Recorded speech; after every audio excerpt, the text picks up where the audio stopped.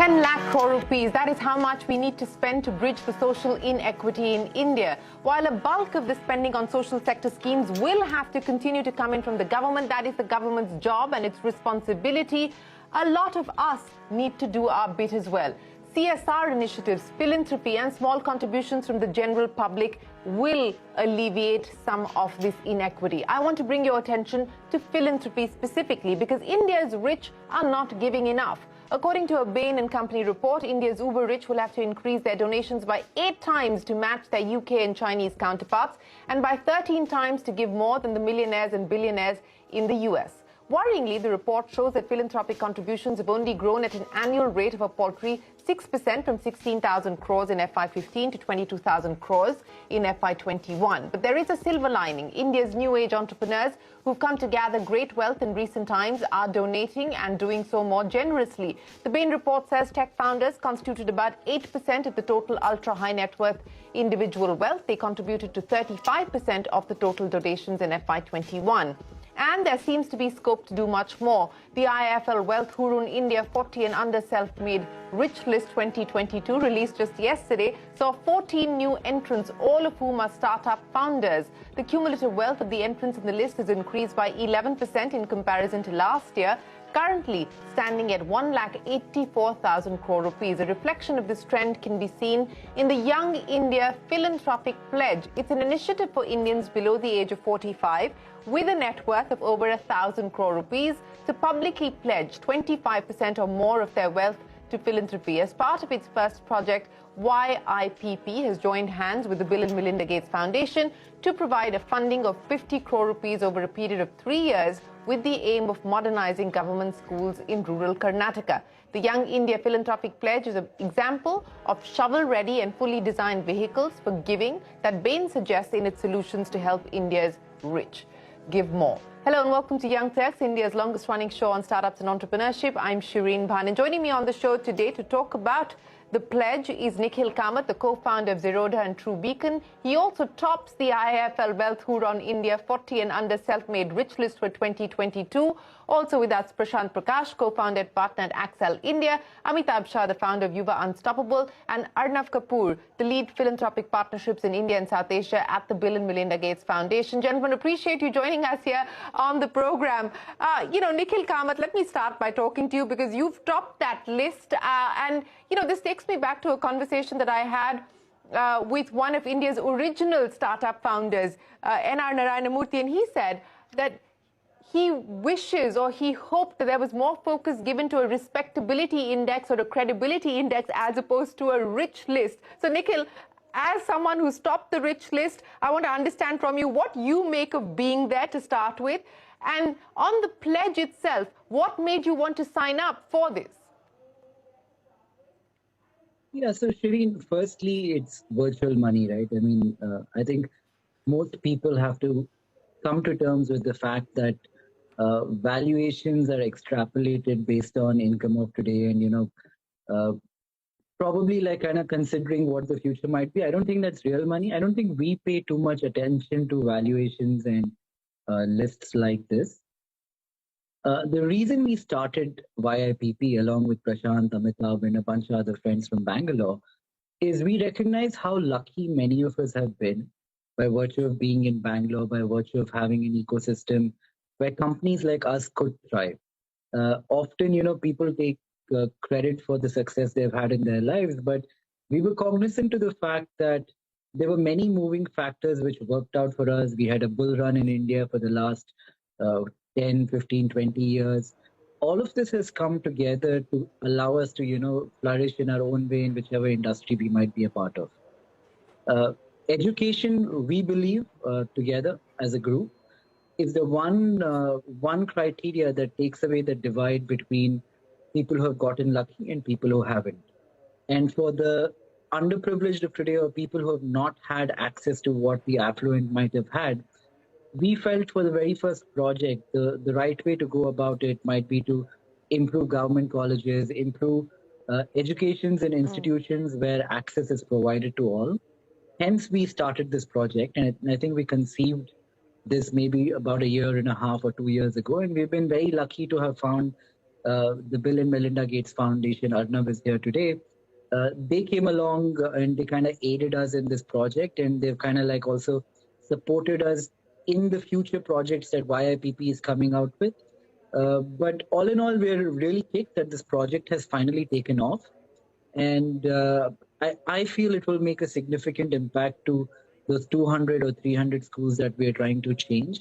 And the quality of education in each one of these institutions will probably change significantly for the better.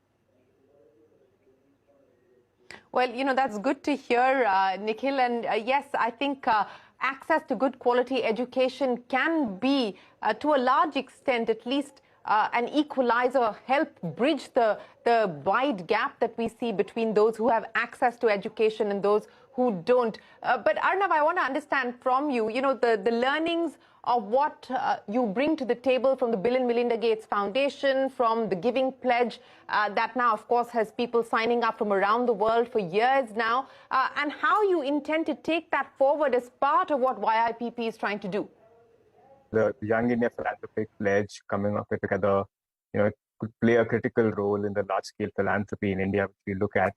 I think from our perspective, where we've been working, with Nikhil, Prashant, and the team, how we can bring in the technical expertise on the education side, that we primarily work in the US and we work with, Ashish and CSF in India.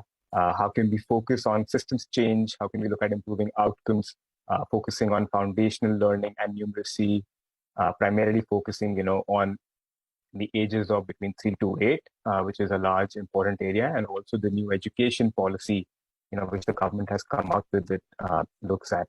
I think from a larger Giving Pledge perspective, so, as you're aware, this was an initiative started 12 years back in 2010 when Bill, Melinda, and Warren came together. At that point of time, it was about 40 people who joined the pledge. And, fast forward now 12 years, we have about 236 pledges from about 28 countries. And if you will look at the trajectory, over the last 12 years or so, we're seeing more people at a younger age who are joining, the Giving Pledge. About 15% of the signatories are under the age of 45.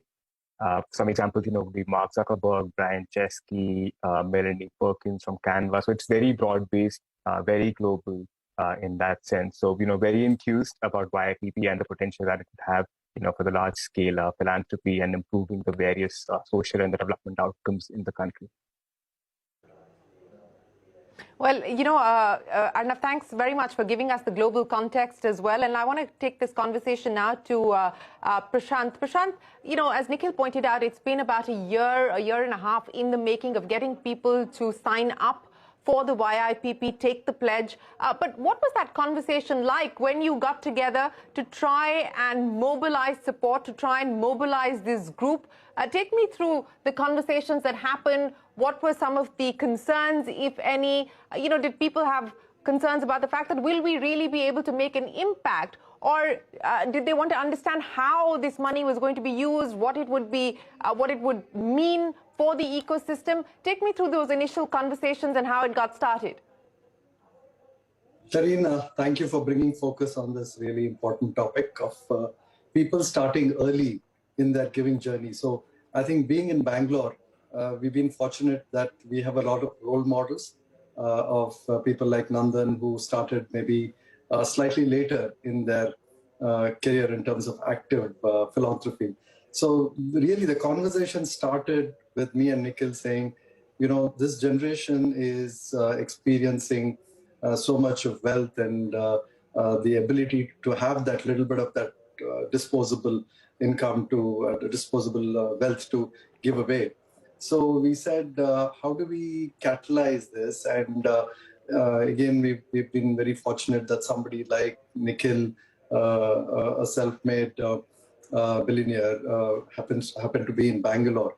So we said, let's keep it simple. Let's not try to do yet another NGO, right? So that's when we thought, the Gates model was really nice, because you then become more of a kind of a catalyst or a conduit to get people to participate in any form of giving.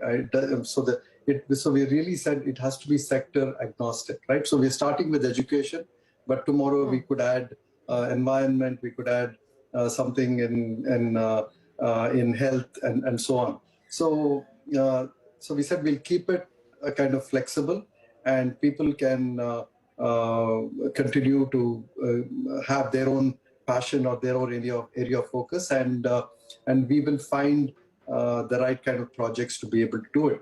And here we said, let us pick projects that are really large and societally can make a huge impact. And NEP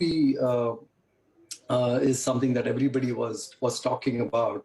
And the big gap that we saw was that while everybody was talking about NEP, I don't think anybody had really an implementation blueprint, and which required bringing together people from multiple with multiple types of expertise from the edtech world. So people from the civil society, NGOs who have been in education for many, many years. So what we were able to do is actually take that platform approach. So that's the value add that we said we should be able to do, is bring this platform approach to NEP, and so this whole combination of existing old world NGOs, the new world attitude of startups and edtechs, and of course, the ability of some of us to navigate the government ecosystem. So can we bring all of this together and accelerate a blueprint or a kind of an at-scale prototype for NEP that can be replicated, and something like NEP can become a reality in maybe 3 to 4 years in our country, and not take 5-10 years. So acceleration, so starting early, accelerating this kind of a change, and keeping it flexible. So these were some of the founding principles that we discussed. Well, that's good to hear, a platform approach to try and accelerate the movement of the national education policy. That's the NEP that Prashant is talking about. But, let me bring Amitabh in, because in many ways, Amitabh was the catalyst of getting this group of people together here on the program, Young Turks, when we spoke a couple of days ago, and we decided that this is something that is necessary. It's important to put the spotlight on this. Amitabh, thanks very much for doing that. It started in Bangalore. The idea now is to make this a nationwide movement. Take me through what the plans are as far as YIPP is concerned.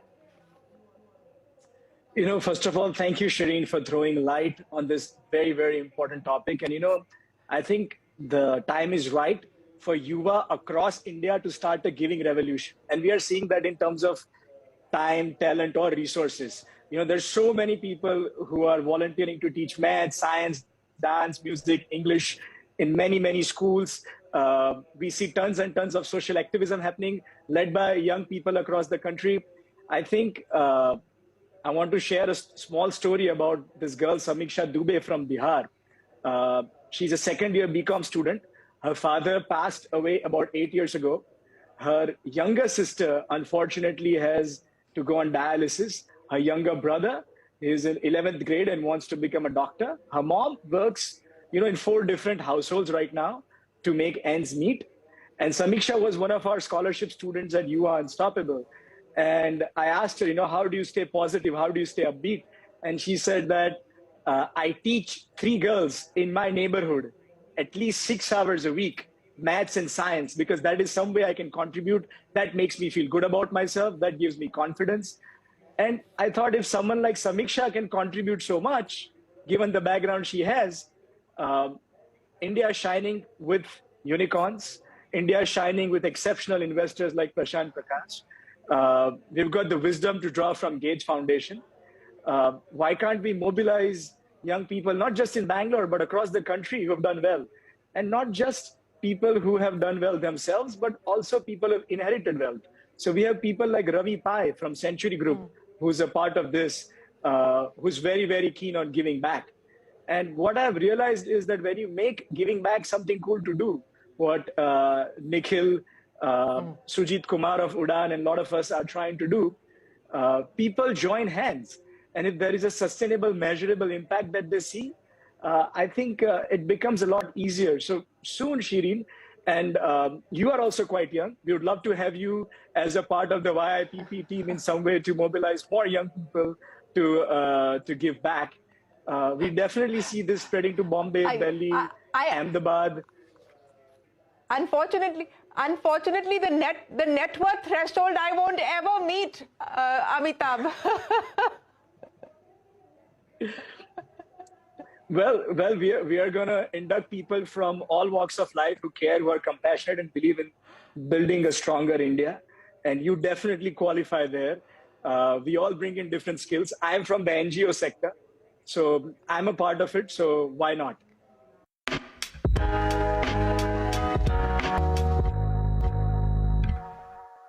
Nikhil, I want to come back to talk about something that Amitabh just touched upon, making giving cool. It's interesting because this goes back to a conversation that we were having with Nitin and how he was talking about the inspiration for the decision to look at business, to look at life differently was based on what he saw with Patagonia. And recently, we've seen the Patagonia founder take a fairly bold step in terms of what they intend to do with the business and how they intend to give back to society. So, how do you take this message that it's not just about valuation, but it's about value creation, and it's also about impact and giving back? So, Shireen, it's strange, but somehow I feel Bangalore is kind of figuring this thing out.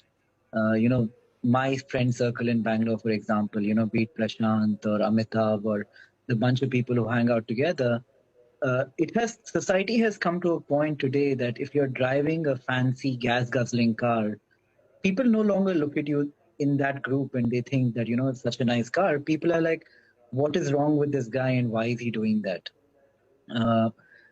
Organically, I think the younger generation, I'm not even considering myself, I'm 36 today, but if you talk about people who are 20 and 80, between the age group of 16 to 25, these guys are a lot more woke than even my generation. So things are changing organically, and I think that trend is exaggerated in Bangalore in many ways. Capitalism, in the way that it has worked in the last many decades, I still feel like is the best model out there compared to socialism, communism, or whatever else might have been there in the past.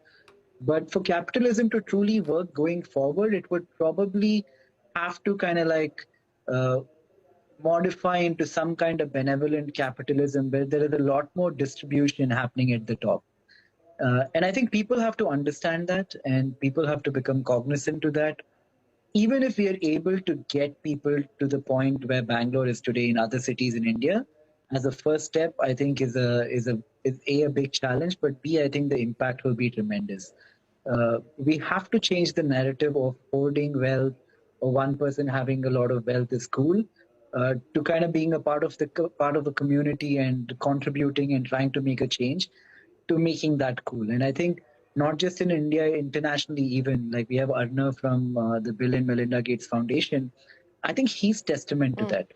Like you might find an American today who has more money than Bill, but people value, respect, and look up to Bill a lot more. And even Amitabh for that matter. Amitabh is from a affluent family, went to Yale, could have joined his family business, but he has left all of that and he works 16, 18 hours a day on 100 different projects like this. And, he's relentless. Like each time I meet Amitabh, he's like in Bangalore at 11 p.m., going to Ahmedabad at 1 a.m. And I keep asking him, what is the driving factor for you?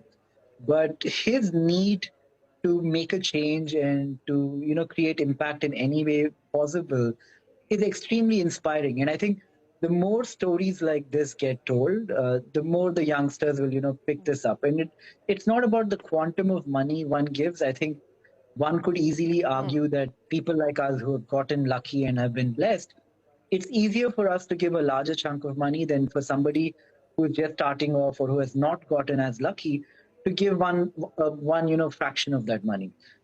So I think it's not about the quantum of money somebody is giving or the quantum of effort and time people are giving. The idea is to get more people to participate. And if enough people participate, I think this will become a movement of its own and create significant impact. Prashant, what I want to address with you is here we're talking about individuals like Nikhil, yourself, Amitabh and Arnav, playing the path that you are to try and give back in whatever way possible. But what about behavioral change, corporate behavioral change as an investor within your portfolio companies? We've seen toxic corporate culture, not just in large corporates, but also within the startup ecosystem, largely driven by the fact that there's been so much money that's come in so quickly to many of those companies. How do you get, at an organizational level, to inculcate better behavior, to respect and value values and money? I mean, this is venture capital funding. Of course, Nikhil doesn't have any. But how do you change the attitude and the behavior to money that the startup ecosystem is dealing with? Very good question, Shireen. And of course, it's a big, 2 years of lots of money coming into our ecosystem. And it did create some bad behavior, like you mentioned. But I think one approach we have taken, and I think this was Nikhil's idea, is that can we have a more informal approach to how we engage and talk to these people? So it's almost been like an informal club kind of approach where we have had smaller groups of people meet almost every month, and Nikhil facilitates some of this, Amitabh facilitates some of this. We've actually done this now in 4 or 5 cities, and we kind of show them this other approach, or other folks actually taking this path, right? So the more and more they see that entrepreneurs are doing this, and it is giving them a lot of following this as their passion and adding it to whatever they're doing with work. But here I will also tell you that we do find a challenge that a lot of them are really their biggest kind of negative thing on this is we don't have the mind space today to think about it, right? We are so busy at work, we are so busy with our startup. Maybe we look at it 5-10 years from now, right? That's the standard. So I think that we have gotten better and better in saying, you know what, start small, start this journey, experiment, like everything else you do in your startup world. Just try this out, and and like I said, just getting these informal groups have become bigger and bigger. Gentlemen, congratulations and thanks for making a beginning and a start, and we hope that you will be able to build on this further. Appreciate you joining us here today to talk about this on Young Turks. Nikhil, Prashant, Amitabh and Arnav, appreciate your time. We will take a break here on this special edition of Young Turks. There's a lot more coming up. Don't go anywhere. We're back in a moment with more.